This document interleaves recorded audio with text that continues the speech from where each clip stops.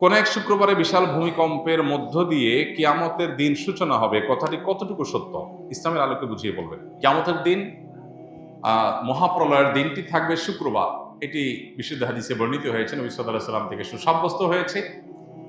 শুক্রবারের ফজিলত সংক্রান্ত একটা হাদিসে জুমার দিনে কি কি হয়েছে এবং কি কি হবে সেগুলো বলতে গিয়ে একটা পর্যায়ে এদিনেই কিয়ামত প্রতিষ্ঠিত হবে বা মহাপ্রলয় হবে, যখন সৃষ্টি জগতের সব কিছুকে আল্লাহ তাআলা ধ্বংস করবেন, আবার পুনরায় মানুষকে, প্রাণী জগৎকে আবার সৃষ্টি করে সবার হিসাব নিকাশের মুখোমুখি করবেন, হাসর কায়েম হবে। তো এই যে মহাপ্রলয়ের মধ্য দিয়ে যে মহাধ্বংসযজ্ঞ হবে, মহানিনাদ হবে, বিকট আওয়াজের মধ্য দিয়ে গোটা সৃষ্টি জগৎকে আল্লাহ তাআলা শেষ করে দিবেন, সেই দিনটি জুমাবার হবে। এটি বিশুদ্ধ হাদিসের আলোকে প্রমাণিত। এখানে একটা সূক্ষ্ম প্রশ্ন তৈরি হয়, সেটা হলো, জুমার দিনে গোটা দুনিয়া ধ্বংস হবে, এটা হাদিসে আছে, অথচ গোটা পৃথিবীর সব জায়গায় একই দিনে জুমার দিন হয় না। বাংলাদেশে আমরা যখন আজকে ধরুন জুমার দিন, শুক্রবার দিন, এখন আমরা জুমার দিনে জুমা আদায় করছি, জুমার দিনে আমল করছি, ঠিক এই সময় পৃথিবীর অনেক দেশে গভীর রাত, ঘুম বা অন্য কোনো দিন, বৃহস্পতিবার। তাহলে যখন কিয়ামত একই দিনে হবে গোটা পৃথিবীতে, বার তো একইটা থাকবে না, তাহলে সেখানে তো শুক্রবার না, সেখানে কেমনে কিয়ামত হবে? এটার উত্তর হলো, আজকে পৃথিবীর যে ব্যবস্থাপনা আমরা দেখতে পাচ্ছি, মহাপ্রলয়ের দিন পৃথিবীর এই ব্যবস্থাপনা থাকবে না। আমরা আজকের পৃথিবীর সাথে তুলনা করে সেদিনকে আমরা বিচার করছি যে সেদিন তো কোথাও জুমার দিন, কোথাও বৃহস্পতিবার দিন হবে, কোথাও দিন হবে, কোথাও রাত হবে।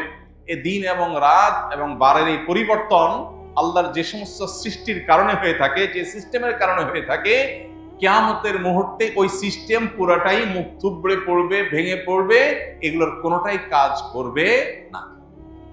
যে সূর্যের অবস্থান পরিবর্তনের কারণে দিন এবং রাতের পরিবর্তন হয়, এই সূর্যই আলোহীন হয়ে যাবে। হাদিসে আসছে, নবী সাল্লাল্লাহু আলাইহি ওয়াসাল্লাম বলেছেন, যেই সকাল থেকে মহাপ্রলয়ের শুরু হবে তার আগের রাত হবে দীর্ঘ। এই যে দীর্ঘ রাত হবে, তখন তো গোটা পৃথিবী একাকার হয়ে যাবে। এবং আল্লাহ তাআলা কোরআনে কারীমে বলেছেন সূরা শামসের মধ্যে যে ইদা শামসু কুববিরাত ওয়া ইদা নুজুমু কাদারাত। এই সূরা শুধু অনুবাদ করলে আপনার কাছে পরিষ্কার হয়ে যাবে বিষয়টা। আল্লাহ বলেছেন সেদিন সূর্য কি হবে? আলোহীন হয়ে যাবে। সূর্যের আলোর কারণে তো দিন হয়। সূর্যের আলোই যখন থাকবে না, তারকারাজি যখন খসে পড়বে, চাঁদ, সূর্য এবং গোটা সৃষ্টি জগৎ, মহাকাশ এবং আপনার নৌমণ্ডল, ভূমণ্ডল সব যখন শেষ হয়ে যাবে এবং এগুলোর প্রিপারেশন যখন শুরু হবে, আগের রাতটা হবে দীর্ঘ, মানুষ অপেক্ষা করবে সকালের, কিন্তু ভোর আর হবে না। এরপরে পশ্চিম দিকে সূর্য উঠবে, তারপরে ধাপে ধাপে সিংহা ফুৎকার দেয়া হবে, মহাপ্রলয় শুরু হবে। তাহলে বোঝা গেল মহাপ্রলয়ের সেই সময়, সেই মুহূর্ত, সেটা আজকের পৃথিবীর যে সিস্টেম আছে এইটা হুবহু তখন থাকবে না, বরং তখনকার পৃথিবীতে আজকের সিস্টেম, যেটার উপরে দিন রাত নিরূপণ হয়, গোটা পৃথিবী যেভাবে আপনার এক এক অঞ্চল, এক একটা সময় আপনার আমরা পাই, এই পুরো সিস্টেমটাই তখন মুখ থুবড়ে পড়বে। অতএব এটার সঙ্গে মহাপ্রলয়ের সেই সময়কে তুলনা করা যাবে না। আর সবচেয়ে বড় বিষয় হলো, যখন কোনো হাদিস বিশুদ্ধভাবে প্রমাণিত হয়, তখন সেই হাদিস যদি আমাদের কোনো কারণে বুঝে নাও আসে, তো আল্লাহ তাআলা ভালো জানেন কিভাবে এটা হবে, কিন্তু হবে এটুকু নিশ্চিত। আমার বুঝে নাও আসতে পারে, না আসলেও আমার ঈমানের জায়গা হলো যে হাদিসে নবী সাল্লাল্লাহু আলাইহি ওয়াসাল্লাম বলেছে এটা হবে, তাহলে হবে। অনেক কিছুই তো আমাদের বুঝে আসে না। 1450 বছর আগে নবী সাল্লাল্লাহু আলাইহি ওয়াসাল্লাম অনেক কিছু বলেছে যেটা আমাদের বুঝে আসে না। কোরআনে আল্লাহ তাআলা বলেছেন যে ওয়াল বিগালা ওয়াল হামিরা লিতারকাবুহা ওয়া জিনা। একটা পর্যায়ে আল্লাহ তাআলা বলেছেন ওয়া ইয়াখলুকু মা লা তা'লামুন। আর এই যে গাদা, খচ্চর, যেগুলো তোমরা বাহন হিসাবে এগুলোকে গ্রহণ করছো, এগুলো দিয়ে তোমরা চলাফেরা করছো। দেখুন, তখনকার পৃথিবীতে গাদা, খচ্চর, ওট, ঘোড়া, এই তো, এছাড়া তার বাহন ছিল না। এগুলো দিয়ে মানুষ চলতো, নৌকা দিয়ে মানুষ চলতো। আল্লাহ বলছেন বাহন হিসাবে আরো অনেক বাহন সৃষ্টি হবে যেটা তোমরা জানো না। এখন সেই বাহন, বাস, ট্রাক, বিমান, বিভিন্ন রকমের বাহন তৈরি হয়েছে কি হয় নাই?